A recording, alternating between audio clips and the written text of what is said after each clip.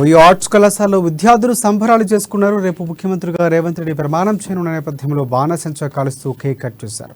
కాంగ్రెస్ ప్రజాపాలనను స్వాగతిస్తూ ఓయూ ఉద్యమ నాయకుడు టీపీసీసీ ప్రచార కమిటీ నిర్వాహక సభ్యుడు కోట శ్రీనివాస్ ఆధ్వర్యంలో కేక్ కట్ చేసి రేవంత్ రెడ్డికి శుభాకాంక్షలు తెలిపారు. 60 ఏళ్ల సుదీర్ఘ విద్యార్థి ప్రజా పోరాటాలను గౌరవించి 2014లో తెలంగాణ రాష్ట్రాన్ని ఏర్పాటు చేస్తూ కాంగ్రెస్ పార్టీ ప్రత్యేక రాష్ట్రాన్ని ఇవ్వడం జరిగింది.